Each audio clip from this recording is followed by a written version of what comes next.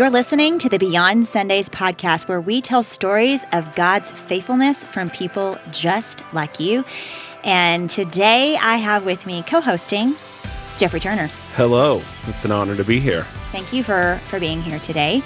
You and I got to take this podcast on the road. We did, to the metropolis that is Plainview, Texas. And for those of you who may not know where Plainview is, it's fine. You don't need to know. It's near Lubbock.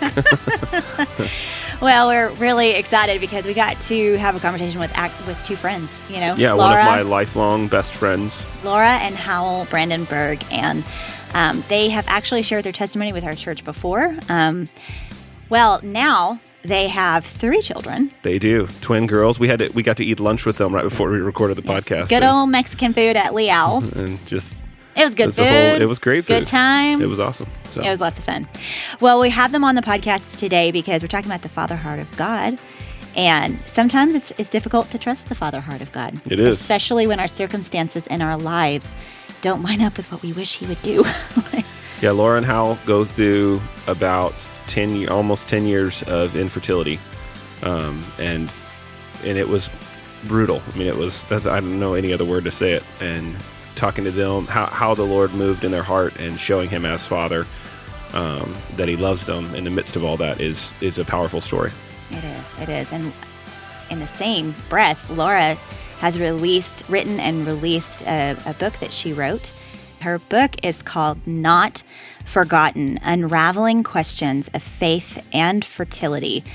And y'all, this book is so good. What Laura does is she has studied the stories of 9 barren women in the Bible. And in the scriptures, and even with unnamed women in the Bible as well, through each testimony, Laura discovered 5 characteristics that demonstrate the heart of our Father. Yeah. And so it's such a good book, y'all. It's been released. We'll link everything at the end of the podcast and in the show notes, but we're really excited and honored for them to be on the podcast today and share their story. Yeah, she weaves in the book. She weaves in Laura and Howell's testimony. So, and even the dark places and the hard places, and so we get to hear some of it today, and then there's even more in the book. So yeah, it's going to be good because what we want to do is stand on the truth of who we know God is. Absolutely, because He is the same yesterday, today, and forever. So let's get to it. Well, hey, Jeffrey Turner, I'm excited to record this conversation. We've got some friends in a different studio. We are in a different city. First time I've ever been in this area. I know, Plainview, Texas. We are here. Metropolis that is Plainview. Welcome. Yeah, we're in a podcast room at a church called Harvest, and we're so honored to be here with some long-term friends, like lifelong family friends of the Turner family, Jeffrey's family, but have also become friends of mine. We have Laura and Howell Brandenburg. Hey guys, how you doing? Hey. Hi. Welcome to the podcast. Yeah. Welcome Thanks for having to us. Beyond Sundays. We're so excited that y'all are here today and I'm going to be a part. You're going to get to share your story and be a part of our spiritual growth campaign where we're talking all about freedom in Christ. And so y'all have a powerful testimony. But before we dive into all of that, Jeffrey, why don't you kind of give an overview of the relationship here and how we know this wonderful couple? So we've known Laura's family forever, it feels like. How long have y'all been married? Oh, that's a 15 good years. question. I better be, 15 years. Around 15 years. So we've known Howell for a little over 15 years. We were talking on the way down here. I forgot until we were in the car that we missed y'all's wedding. We were coming home from youth camp and the buses broke down. Oh, yeah. And we didn't make it home in time for your wedding. It was a trip that had like an additional 8 hours at least tacked 25 on the hours end. on a bus. Yeah, But- 25 hours on a bus. It was so fun. Yeah, so Laura actually was, we said we were going to tell at least a story. Laura was my first ever date to anything in, I think, 8th grade. Yeah. So 8th grade. And my dad is old school. And so he made me ask Laura's dad, Mike, if I could take her to homecoming, which we went to tiny private school, so homecoming was a basketball game. Yeah. And so we went to the Calme's house, and my dad walks to the door with me, and their big old dog came barking. I don't know if it was big. It was big when I was in 8th grade.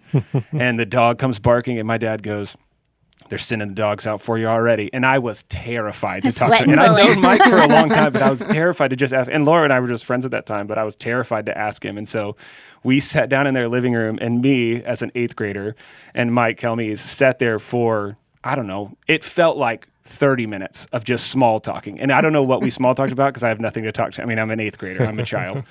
And finally, Mike looked at me and he goes, do you have anything you want to talk to me about?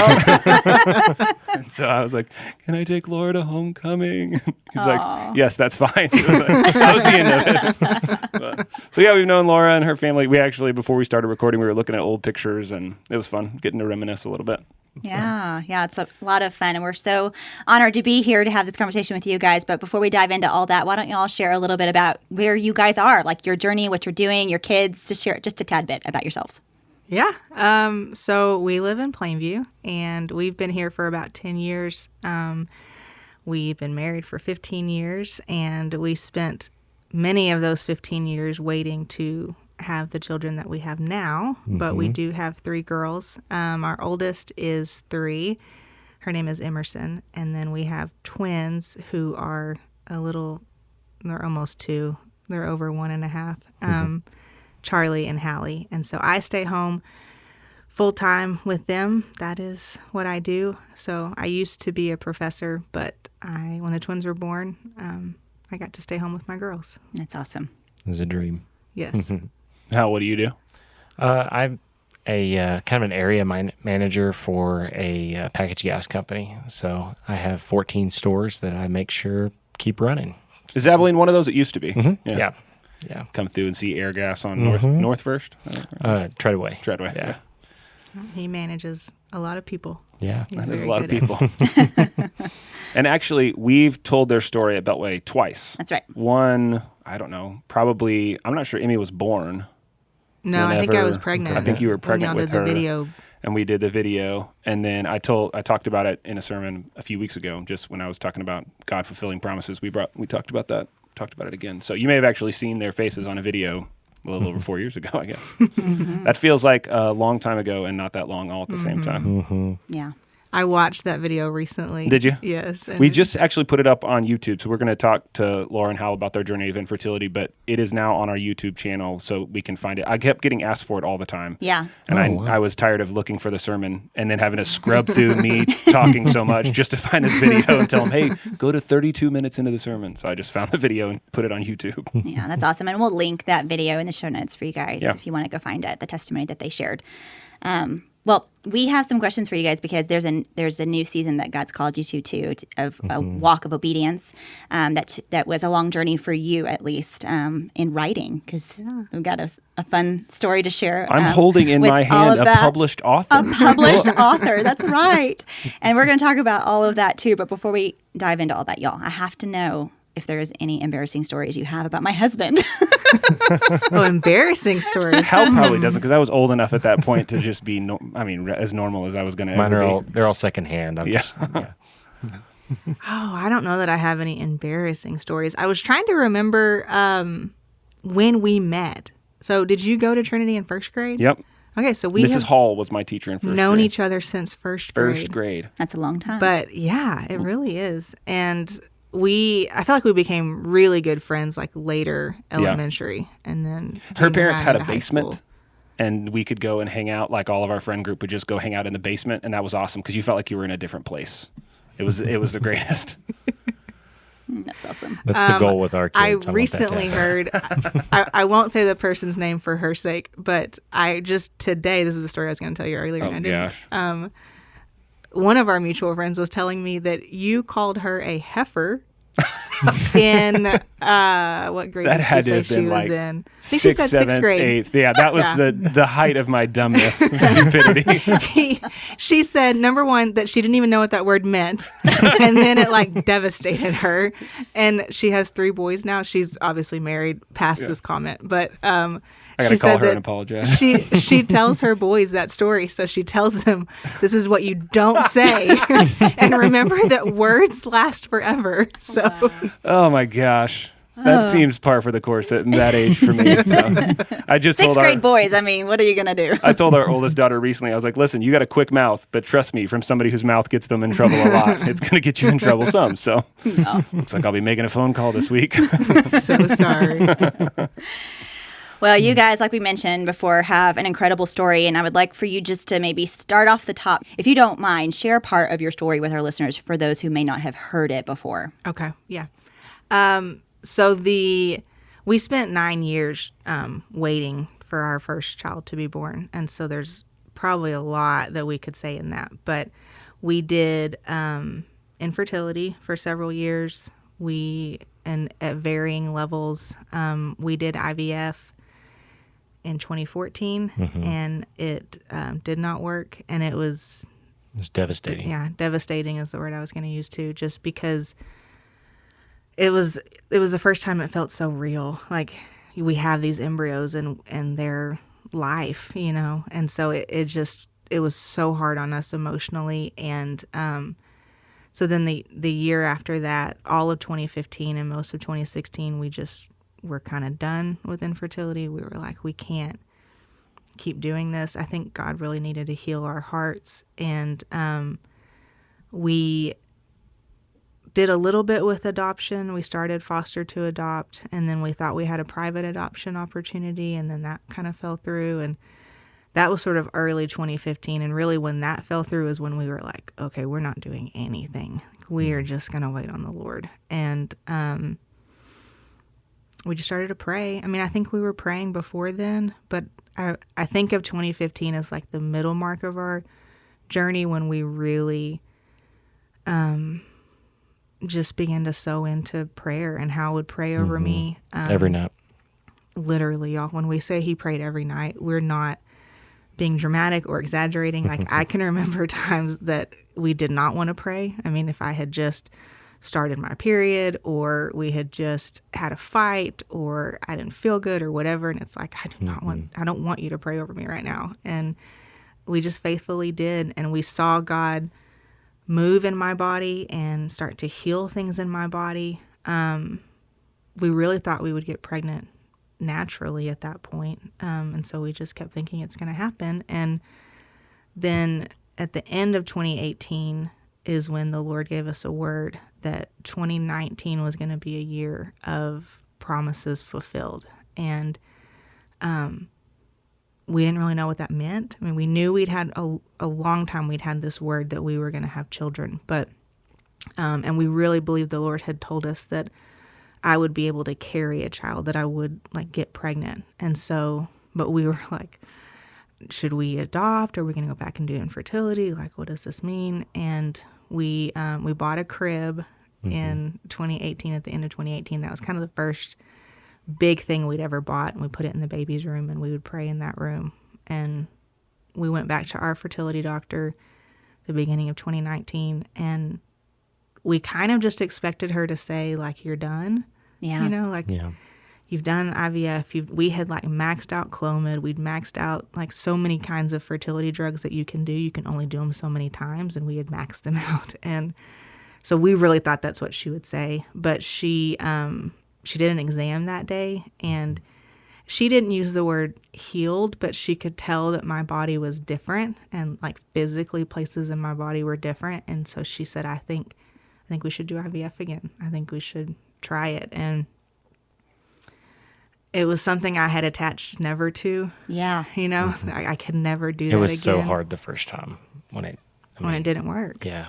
I mean, and we said, we'll never do that again. Like we can't bear to do that again. And so it was kind of a choice. Like, are we going to do this? And I don't know, I'll let Hal say too, but I remember just feeling so much peace. Like when she said, this is what I think you should do, it just clicked that, okay, we're supposed to do this. And I think we just had a confidence of it was going to work. And we just knew it was going to be different this time. And the very first round, the very first try, we got pregnant. And that's when we had our Emerson. It's one thing, to think, I'm healed or she's healed, but I don't know, there's a different level to it. And maybe there shouldn't be, but there's a different level to it, at least to me, when the doctor looks at you and says, you're fine. let's Yeah. do this, and that's the way it was. Like things that I had been diagnosed with before, she could see like, this is different in your body. I'm Wow. not seeing this. I'm not seeing, and she'd been my fertility doctor for 9 years. So she knew me. And then after that, you went from the Lord was like, here's one. And now let me make sure you never sleep again. I'll give you 2 more. Exactly. So then now you have twins. We had twins. We did IVF again in 2021. Right? Yeah. Yeah. And we had twins. And Emmy actually is a twin, and this is kind of a long story, and it is on that video that you can link to, but Emmy was a twin that we lost. We lost her twin. And so when we found out we were pregnant with the twins, it really felt like a double blessing from the Lord. Yeah. Double Like portion. He was returning, yes, the loss and the grief that we had for the first one. So And those girls are full of life. Yeah, we they just had are. lunch with them. They are little fireballs and gorgeous and so different. So unique. 3 girls that they have 3 different colors of eyes. They have 3 different kinds of hair. Oh, and 3 say different the personalities. talk about the girls' birth dates, because I think this is fun for Okay. even the twins. So the twins are born on different days.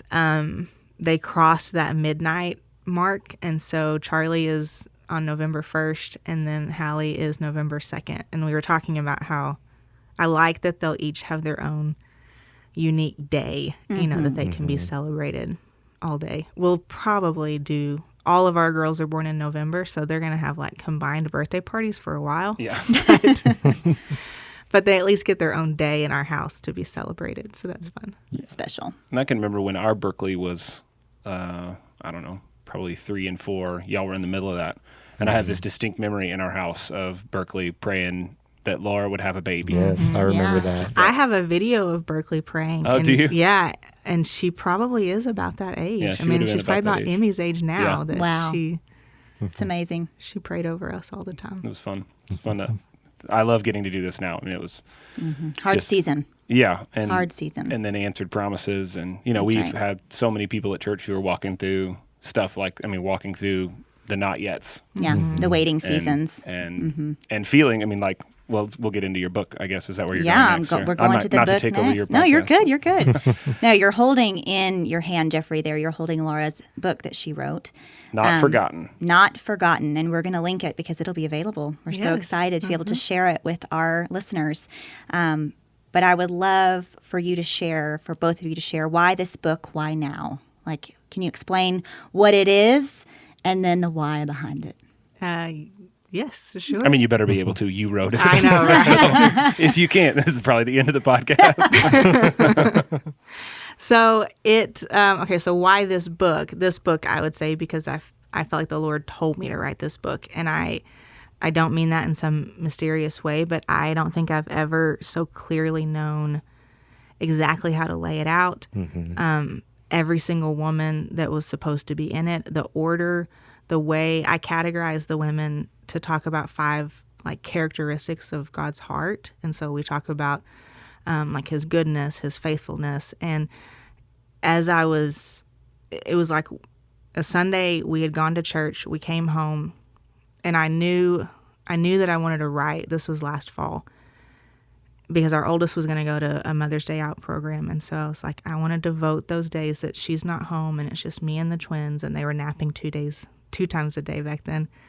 So I was like, I want to write. What do you want me to write, God? And I sat down after church and I just started writing in my journal, and it just, all of it, the whole outline just fell into Flowed place. out. Yes. And then, so everybody says, did it take you a long time to write? It didn't, because I knew, it was like I just knew exactly what each section, each person was going to be about. And then I do have my story in there, and I struggled with that because I didn't want to write a book about me. I wanted to write a book about God's heart for women who are experiencing infertility. And Because you look at different characters in the Bible, yes, and you kind of talk about how they related to God in the middle of their own struggles. yes, and I mean, so it's 9 women who are barren or who didn't have children, and then the Lord gave them children. But I think what's so neat is that He didn't do it the same way every time. He didn't do it. Some women waited a long time, like Sarah and Rebecca. They waited 25, 20 years, and some women didn't even ask. Like the Lord just, like the Shunammite woman, Elisha just comes to her and says, "What do you want?" And she says, "I don't need anything." And he says, his assistant, says, "Oh, she doesn't have a son. She doesn't have a child." And he says, "This time next year, you'll have a child." She didn't even ask for a child. Mm-hmm. And her actual response is no. Like that's the first thing she says is no. And so, I think she probably had this longing in her heart. Maybe she had asked and she quit asking, or maybe she was afraid. Maybe she had experienced loss. I mean, we really don't know. But I just think it's so neat to see that God, what he can do, but that he's not, that one of my things I like to say is he's not a formulaic God. Like there's no formula. And I think women experiencing infertility, they're just bombarded with what to do. And all the secular books that are out there are all about, eat this diet and balance your hormones and do these things. And if you do all these things, then you're going to get pregnant. Mm. And it just... and we did them all. Yeah, we had done them all. Yeah. And I think that all of that takes away from just the truth that God is the one who creates and sustains life. Mm-hmm. And right. It's not something that we do. It's not something that, even I think God asks us to partner with him in some things. I talk about faith in there, and I do think that God is motivated by faith, but our faith isn't what heals us. Like only Jesus can do that. And so, I don't know, just looking at being able to rest in who he is and that he is who he says he is, and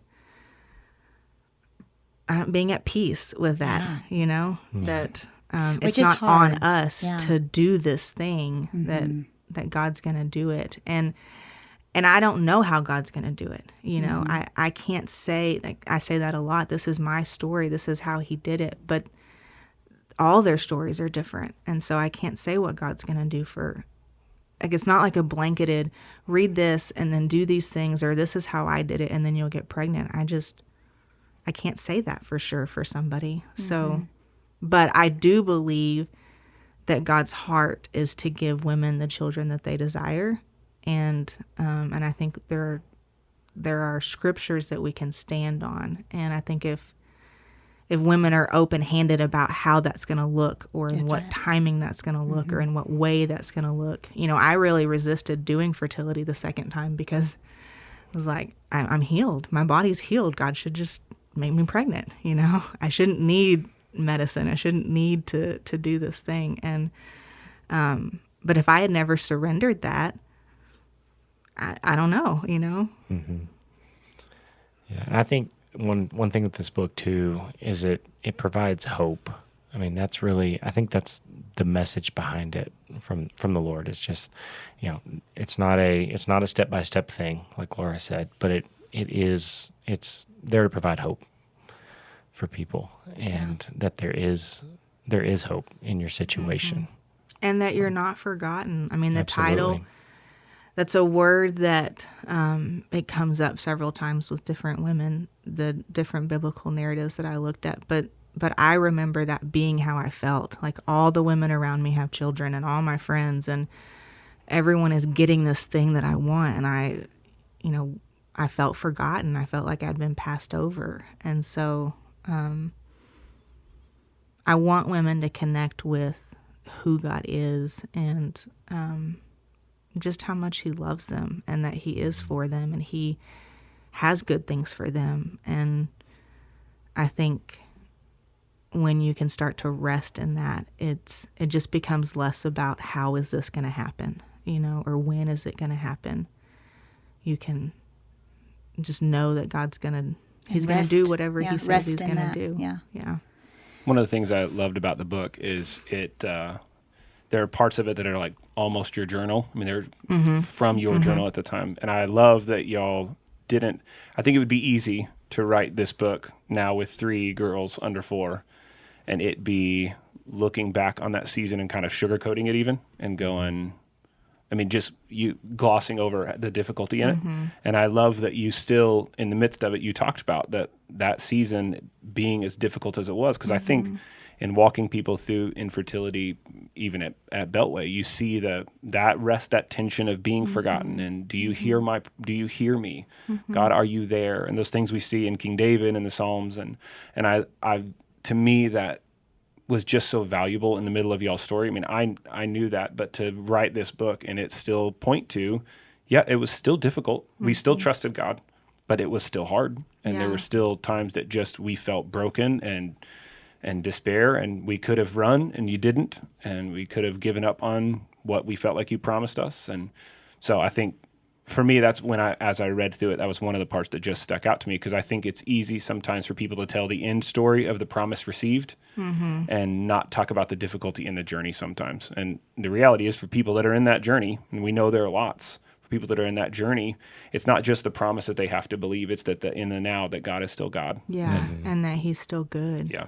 And that's I call it like the tension, between what, God's word says, and we believe the Bible, we believe what it says, but what you're experiencing right now, like whatever your circumstances are, it's like there's this tension between the word and then it being fulfilled. And that's where it's hard. That's where discouragement happens. It's where a lot of people doubt. Yeah. And they struggle and they lose sight of who God is. That's and right. They blame him or they question, I think too, what was hard for me, another aspect of that during that time was just there were other answered prayers.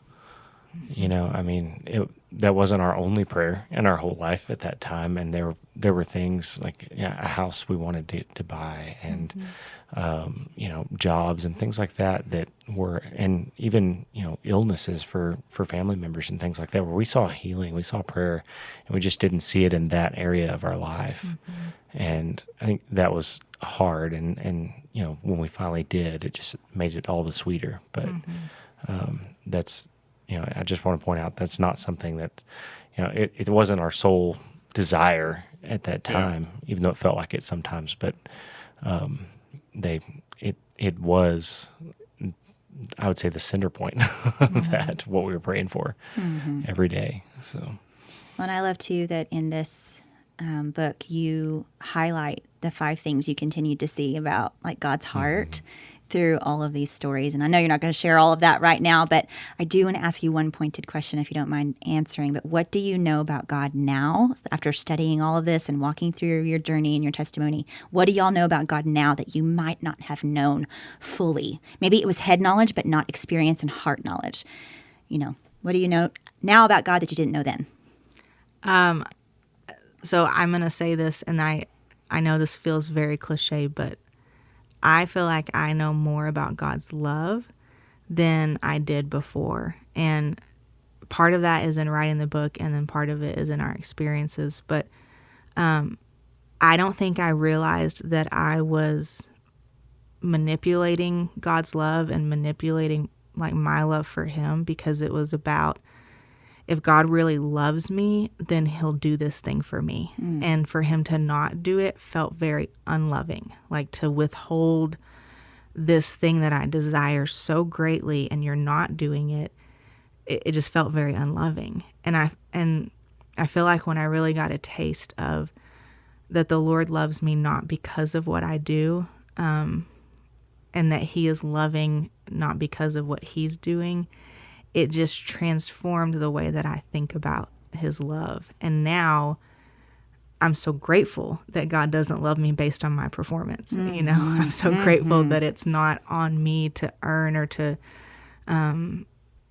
Works of righteousness and all that kind of stuff. And I think I knew that in my head. Like, I mean, I grew up in church, and so I knew that God is love, and I knew that, he sent his only son to die for me. And I knew all these things, but I think when I really understood that his love for me isn't based on what I'm doing or not doing, it just became incredibly freeing for me. I think for me it's similar to what Laura said, but in a little bit of a different vein. And just, as the man, as the head of our household, I felt like I was letting her down, and letting God down through that process somewhere. Like, what am I not close enough to you, God? Am I not, is our relationship not where it needs to be to see this, to see this healing, amongst all the other things that have happened, and just, dealing with that blame and that guilt, and I just, that's not what it was, and it wasn't me. It wasn't my performance. And two, I just also want to highlight, our fertility journey, in hindsight, was kind of like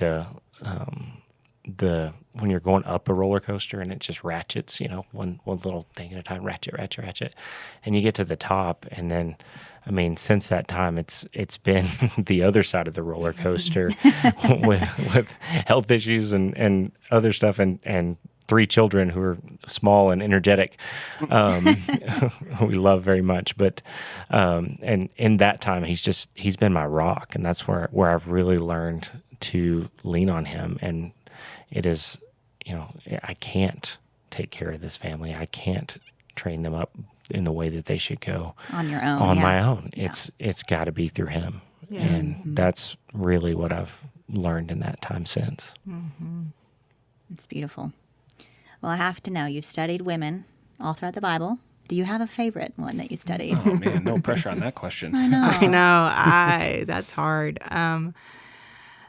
So initially, I would say Sarah was probably my favorite because I think I felt the most like her. And she was probably one of the first women that I studied. So all of these women are women that I studied when we were going through infertility. And so, like, their verses are verses that I had read and kind of clung to their stories. But I liked that Sarah was very imperfect and she was impatient, and I think I could identify with those feelings. And the word to the Lord, I don't remember, I think it's like Genesis 21 or Genesis 20:21, but it says that the Lord did to Sarah as he had said. And I wrote that on a sticky note, and it said, the Lord did to Laura as he had said. And I had that on my computer, for 8 years, almost 8 of the 9 years, that sat on my computer at work. And so I just looked at that every single day, like, the Lord, one day he will do what he has said that he would do. So I definitely liked her. I like all of them. I think I wanted to be a Hannah, but I don't think I was quite a Hannah. I felt like Rachel saying, give me children or I shall die. I know that emotion. But yeah, I'd probably say Sarah. Mm-hmm. I think in all of, wherever you are in your journey of life, whatever promise you might be waiting on or season you might be in, it's important to remember that God is big enough for our emotions, and to be able to take them to him instead of harboring them in darkness, where they can grow and become overwhelming and lead to those places of doubt and mistrust and all those other things that you guys have kind of alluded to in your story. And we have an enemy who seeks to still kill and destroy life. And it's just really important to remember that he is so much bigger than what we're feeling in the moment, and we can take those feelings and emotions to him. Yes. He knows what to do. He knows what to do. As we even think about it with our own kids, we would never want our kids to go whenever they're feeling angry or sad or scared. We don't go to your room and feel that on your own. Like, or you stuff go deal that with and that. Don't show that to me. we go, hey, you're afraid. I want you to come to me. I'm your dad. I'm big enough to deal with you. I'm fine when you're mad at me. What I don't want is you to go be mad at me in your closet where no one can see. I want you to be mad at me to me. Yeah. So that we can then get to an okay place. And it's so, and I want you to kind of talk about this, Howell, but having the girls change the way I view the dynamic with the father in immense ways. Yeah. So what knowing the season y'all walked through and now having the 3 girls, what has that done for you even as a dad, but then viewing God as father? I just realized the the value he has for me. As I look at those little girls, and I mean, they're my world, I just, I'm excited to see them every day. And a lot of times it's, I get them out of the bed in the morning, I think 4 days a week or so. And it just, that's so exciting to get them up and get them going. And I just know that's what he sees in me and in them as well. So just the joy that they bring. And I realize the joy that we bring. That's awesome. I will say that getting them out of bed gets less fun the older they get. Amen. Oh, they're excited right now. It's still a blast to have kids, but getting the kids up now for school is different than it was. I had a big, long argument with our 9-year-old this morning because we were late to school because she wouldn't get out of bed. I could hear you And she across the usually house. LA, get out of Usually the bed. sunshine and roses, but this morning it was war. Yeah. Emmy doesn't like the morning. She does No. better if she wakes up on her own. Yeah. And then we come and get her. But by the when time we she have to gets wake her up- downstairs, she's ready to go usually. Yeah, she does bounce back. We have one that's a morning person. And we used to have one that was a morning person and one that's not. Now we have no one that's a morning person. Our dogs are morning people. That's it. Yeah, they're always excited to see us. They are they're more happy than anyone in the house at that point in time. What's been a surprising thing, maybe something you didn't expect about being a parent? You looked forward to this for so long. Has there been something that maybe just surprised you about being a parent? Not to put you on the spot with a I question you think didn't know before. their varying personalities has surprised me. I mean, I expected them to be more like me or like Laura, and they're not much at all. So, which is exciting and it's fun in our house, but that's been surprising. Yeah. So. Yeah, I think that's a good answer. That is funny. It is weird because Sarah and I have said, like, we raised these kids the same way. Yeah. How are they so different at times? Well, and as you were sharing earlier, Laura, I kept hearing the word creative miracles. Like they are in their own unique way, little creative miracles that God created, like in your womb. And that is just so beautiful to then see, a couple of years later down the road, the twins are almost 2 and Emerson is 4. And it's just like really fun to see the things that God has put inside of them. And we mentioned that we ate lunch with them today. And it's so sweet to see even their joy, and the unique ways that God has designed each one of them. It's really, really, really special.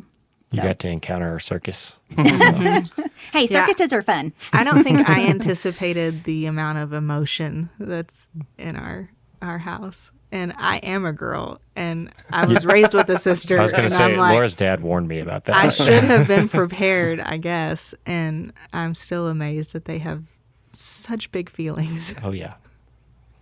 I love, you talked about this earlier, and then you talk about it in the book, but I love, and Sarah said creative miracles. I was thinking about, I love that you've told y'all's story of infertility and talked about the different ways that God sometimes answers that prayer. If we feel like the promise is the child, that doesn't mean the answer is necessarily always the same for everyone. It's not in the women's stories you tell. Even for y'all, it ended up being IVF, which I think in that second round you said you were pretty hesitant to.